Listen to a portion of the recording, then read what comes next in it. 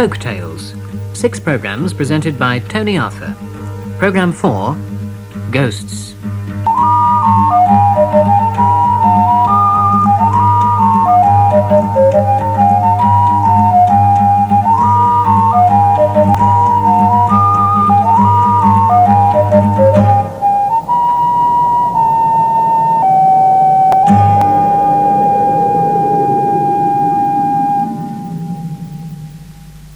I'm sure that you all know at least one ghost story, either a personal one or one from the experience of that elusive friend of a friend. I only had to walk 10 yards to hear this tale from my next-door neighbour, John Staden. A friend of mine's mother was driving from Portsmouth to London to collect her husband after work. It was a dark, wet November's night. Passing through the woods near Hindhead, she noticed in the car headlights a hunched old man in a big dark overcoat. He was pushing an old-fashioned wicker bath chair containing a bundle of something across the road. As she drove past, he saw a small lake, which was next to the road and surrounded by trees. But over the next few days this played on her mind. The following week she decided to stop at the local police station. They told her that at the beginning of the 19th century an old man had murdered his wife and dumped her body in the lake.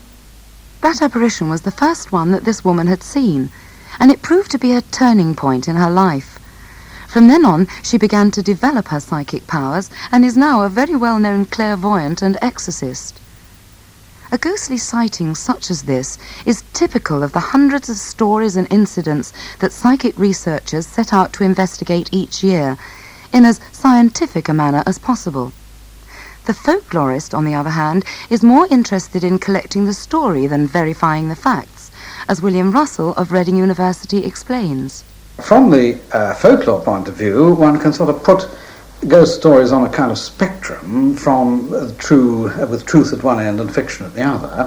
When I say truth, we're not really concerned with truth in any fundamental sense, of whether these are real spectres of the dead or hallucinations or whatever we like.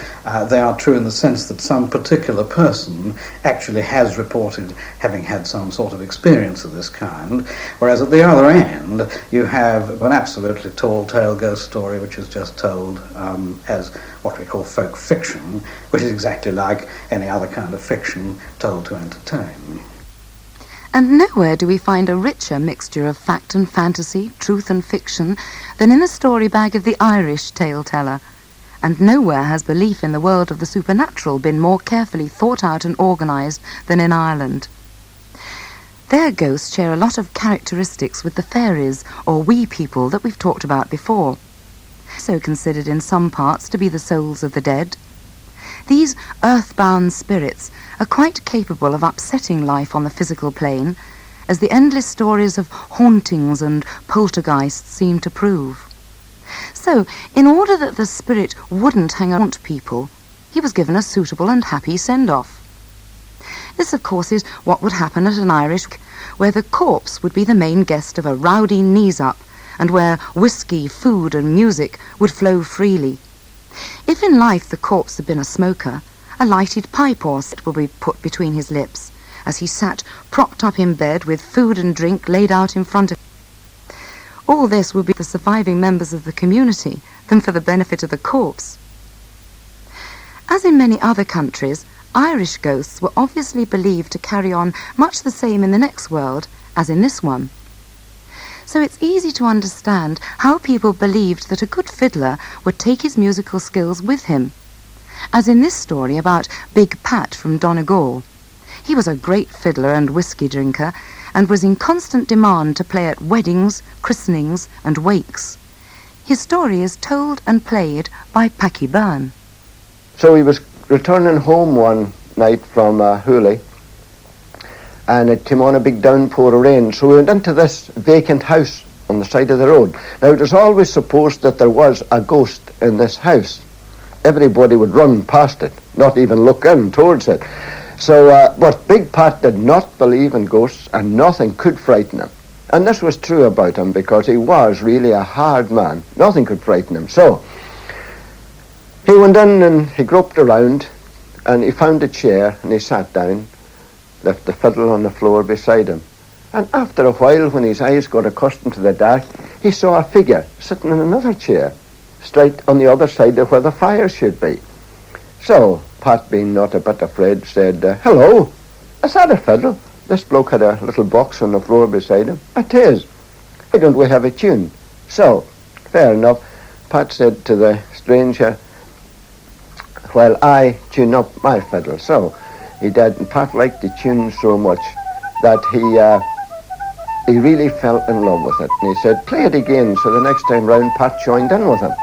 So they played on and on and on the same tune, and the night wore on and they're still playing the same tune. Now, in the end, daylight broke, you see, at the window, and Pat turned round and said, God, I believe it's daylight. Aye, it is. And Pat looked round to say something else, and there was nobody in the chair. The bloke was gone. Now, Pat swears that that was the first ghost that he ever saw, from that back he believed in ghosts, and he never could know the name of the tune, and he called it the Ghost's Welcome. Packy Byrne with the Ghost's Welcome. It's an interesting fact that though traditional storytellers frequently claim that their ghost stories are true accounts, they are far more complex in construction than what we might call the genuine ghostly encounter, which is nearly always episodic and without shape, and usually goes something like this.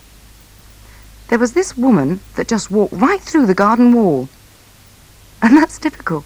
No beginning, no end. It's all very well being able to recognise a true ghost story from a folk tale, but if the experience is true, what are people actually seeing? I wondered whether or not anyone had come up with a scientific explanation of ghosts, but Andrew Mackenzie, who's collected a lot of modern ghost stories, doesn't seem to think they have. We do not know what ghosts are. No satisfactory definition has ever been conceived. In the mind of the general public, ghosts are believed to be the figures of the dead. But against this, we must remember that there are apparitions of the living. Approximately 1/3 of apparitions reported in a recent survey showed that these were figures of the living. When you about ghosts, they are in fact externalizations of impressions. Some people have the ability to feel that someone is there. When this feeling that someone is there is externalized, you have an apparition. The idea that people can actually produce apparitions just by the power of their imagination seems to be confirmed in a recent book by Morton Schatzman, The Story of Ruth. It's the case history of a woman who could conjure up such realistic apparitions of the living that under medical tests, her senses of sight and sound reacted to the apparitions as if they were real, solid, flesh and blood creatures. This, however, doesn't account for the hundreds of cases in which a ghost is said to have come with some sort of message relating to the future. The ability to communicate with the spirit world seems to be particularly well developed amongst gypsies, especially Scottish and Irish tinkers and travellers. Here's a story from one of the most famous of these Scottish travelling families, the Stewarts of Blairgowrie in Perthshire. It's in the classic ghost story tradition, in which a weary, rain-soaked traveller is given hospitality in a large house. That there's nothing there but a weed-covered derelict site. The traveller's story, however, is confirmed by something left at the scene by the ghostly host. I was coming to Edinburgh and I was walking on the road and it was lashing the rain. And I was soaking wet right through the skin. And I heard a car coming behind me. And this was 2 ladies in their car. And this old lady put her head out of the window and she says, "Are you going far?" And I says, "Yes, I'm going. I don't know where I'm going to," I says, "but I'm going far." Well, she says, "Jump in the back and we'll give you a lift to where we're going to." So I jump in the car.